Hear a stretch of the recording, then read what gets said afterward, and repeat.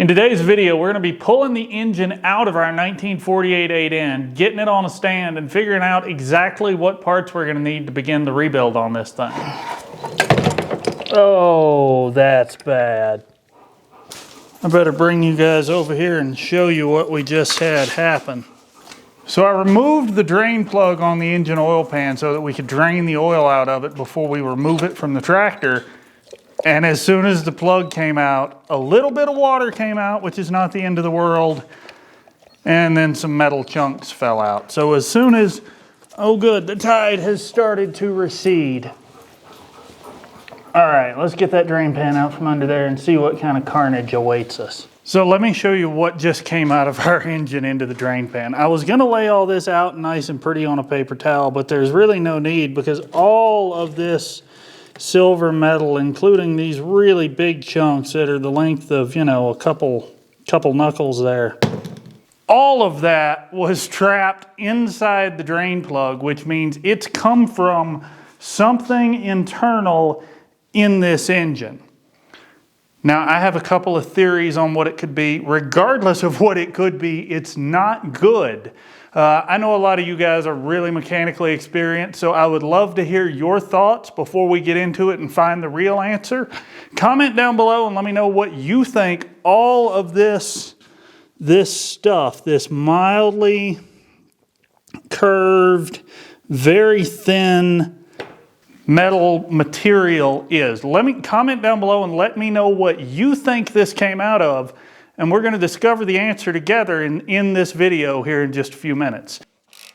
Now you can see the engine block and oil pan on our 8N have been painted blue. The N-Series never came from the factory with blue paint on them, but it was common in the 70s and 80s when this tractor would have been 30, 35 years old and probably in need of a rebuild or an overhaul. It was a common practice when an engine block came through the shop to paint them Ford blue because at the time, that's the color that Fords were. That's why I'm really confident saying somebody has been through this engine before, but we're going to talk more about that in just a second. So what I've decided to do here before we go any further is actually pull this head off this engine before we separate the block from the tractor. And I want to do that for two reasons. One, it's much more solid attached to the transmission and the rear end housing of the tractor than it's going to be once we get it on our engine stand. And two, it's going to give us a little better way to hook up the hoist to actually hold this thing up and get it to the engine stand. And then the last reason I want to do it like this is because this is going to give us an opportunity to see exactly where that metal came from that was in our oil pan. Now, I have not done any other digging. You guys are seeing this for the first time just like I am. So we are going to discover this together. Now, if you have a theory, comment down below and let me know what you think that metal is from. All right, guys, before we pull the head, I want to give you my theory on what we're going to find, and I suspect we're going to find a cylinder liner that has come loose, fallen down, and been hit by either the crankshaft or the connecting rod. Now, these are sleeved engines. Some of the early ones came with a 40,000 sleeve. Some of the later ones came with a 90,000 sleeve. So I suspect at some point when this engine was out of the tractor, maybe something was bored improperly, maybe a wrong sleeve got installed, maybe it's just 71 years old and things happen. But either way, we're going to fix it. And the first step to fixing it is getting the head off. See, I really haven't been sneaking.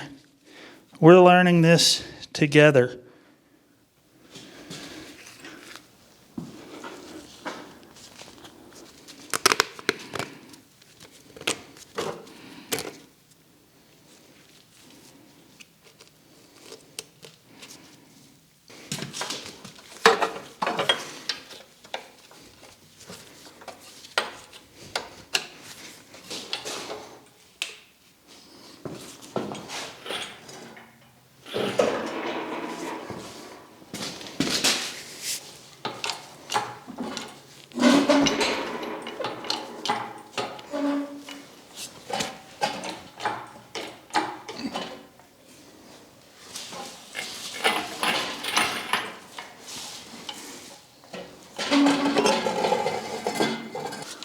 I turned the engine over and you guys can see number 4 came up a little bit.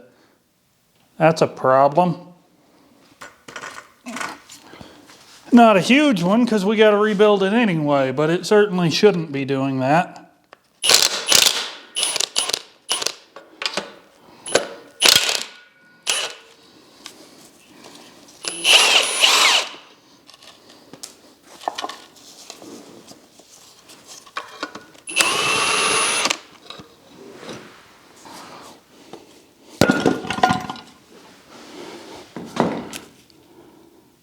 All right, so we started when we drained the oil and we got all this metal and this metal that came out through the drain plug.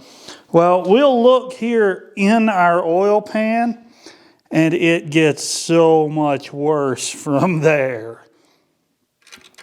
That is just almost unreal to even find that.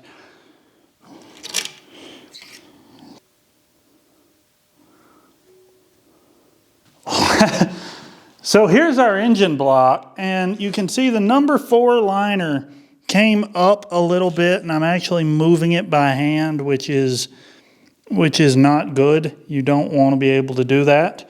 So let's flip this thing over and see what the bottom side looks like.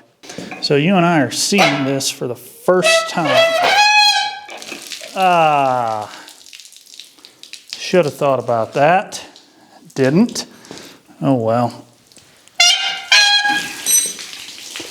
Committed now. All right.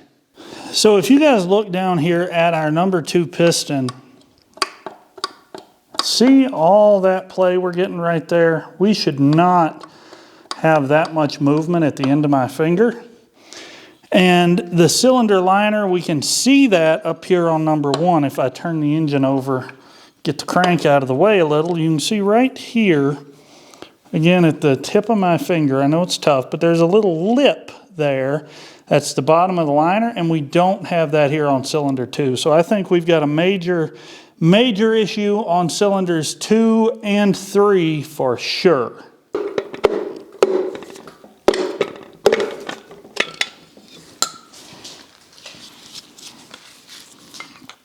There's another piston missing a skirt.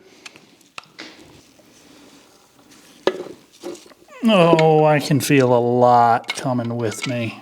Oh, God. Oh, baby. I got the sleeve and all on that one.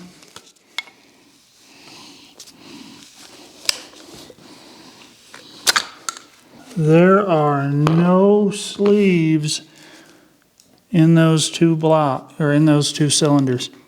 I bet they got pushed out and broke. I hope this block's still good.